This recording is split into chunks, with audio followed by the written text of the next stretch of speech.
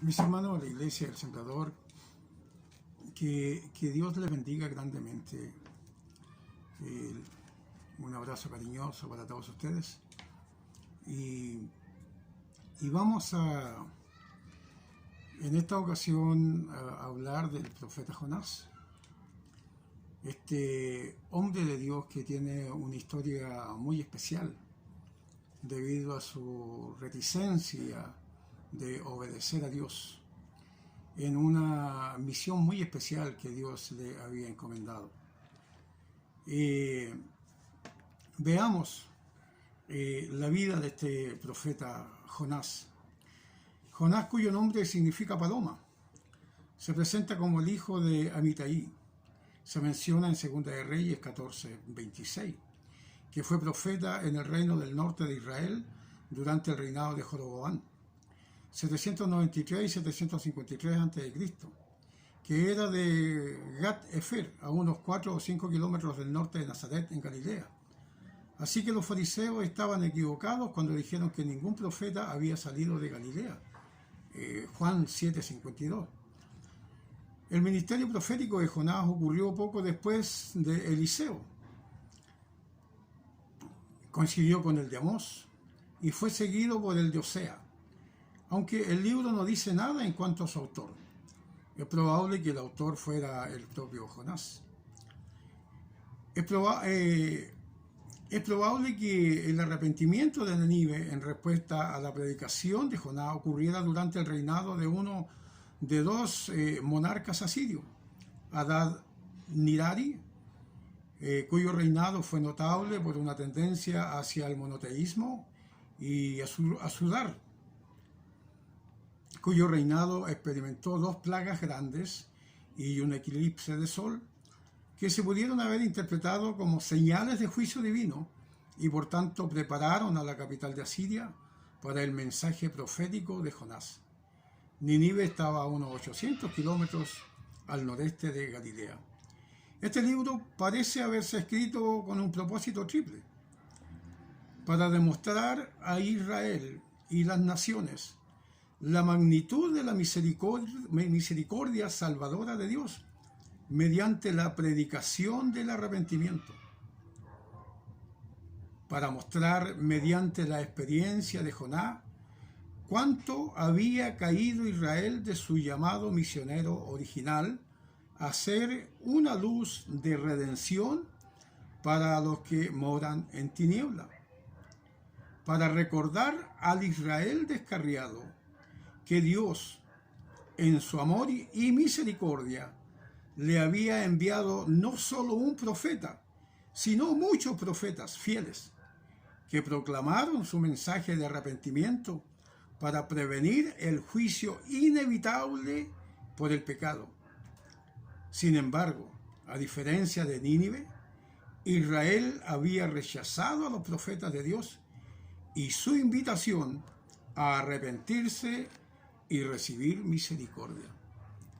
El libro de Jonás cuenta la historia del llamado del profeta a ir a Nínive y sus reacciones. Describe la desobediencia inicial de Jonás en el subsecuente juicio de Dios.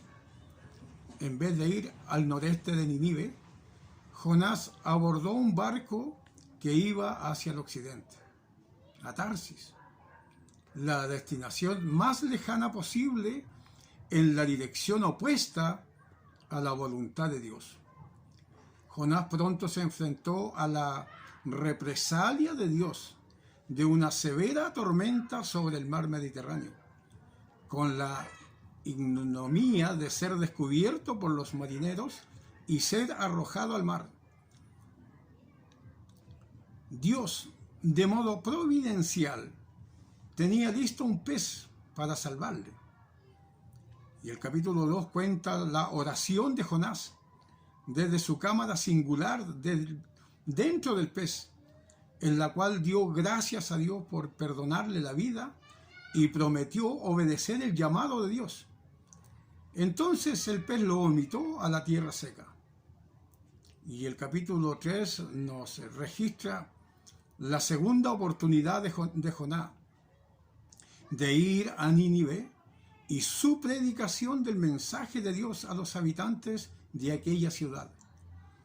En uno de los más extraordinarios despertamientos espirituales de una ciudad entera en toda la historia.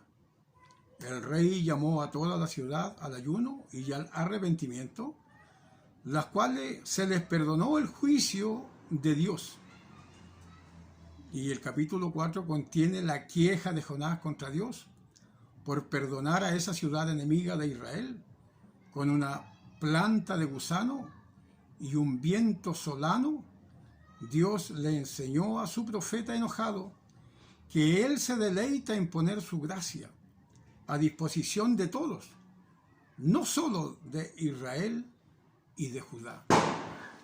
Hermanos queridos, tenemos entonces aquí una maravillosa experiencia acerca de cómo reacciona este hombre en su reticencia, ¿no es cierto?, de obedecer a Dios y llevar este precioso mensaje de arrepentimiento. Sigamos viendo ahora más reacciones acerca de Jonás. Nosotros deberíamos estar agradecidos de que Dios incluyera a Jonás en el canon de las Escrituras. Si alguna vez Dios ha provisto un cuadro de nuestra naturaleza humana, nuestra inclinación a huir de la obligación para servir al yo, ha sido a través de Jonás. Él nos da el retrato perfecto de un siervo reticente en un tiempo de necesidad. La reticencia de Jonás no apareció en forma de debate, simplemente huyó en dirección contraria. No puso objeción a su llamado debido a sus inaptitudes, sino que debido a la aparente irracionalidad de llamar a Nínive al arrepentimiento. Jonás veía eso como una cultura del mal, que no merecía un aviso de destrucción inminente. Así que huyó. Días después descubrió que los hombres no pueden correr más que Dios.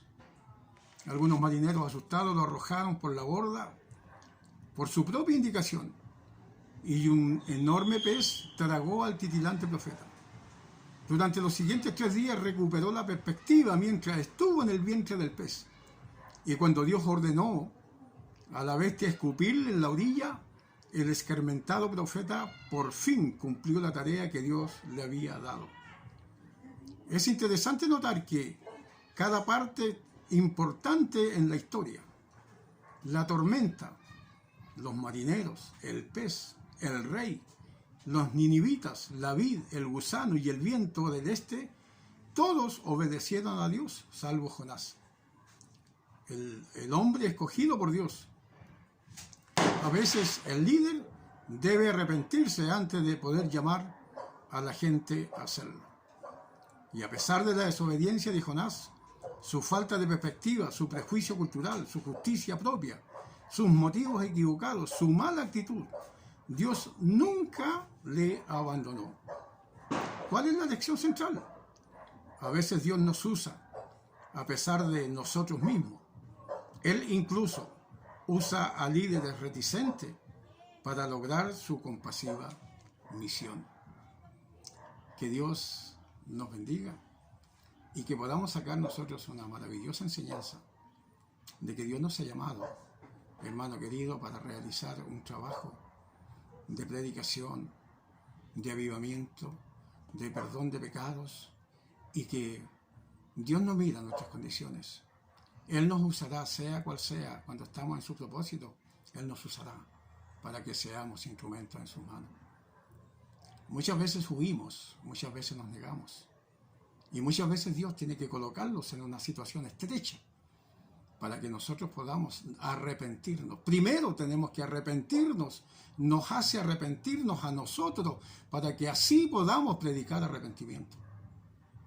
Hermano querido, que la experiencia de estos hombres, de este siervo y profeta de Dios, nos haga reaccionar a nosotros también en nuestra manera de servir. Que Dios nos ayude para que podamos estar en obediencia y estar dispuestos a llevar el mensaje de arrepentimiento que Dios ha puesto en nuestros corazones, para manifestarles a todos aquellos que necesitan realmente de Dios. Dios bendiga esta preciosa enseñanza, que pueda ser de mucha bendición para cada uno de ustedes.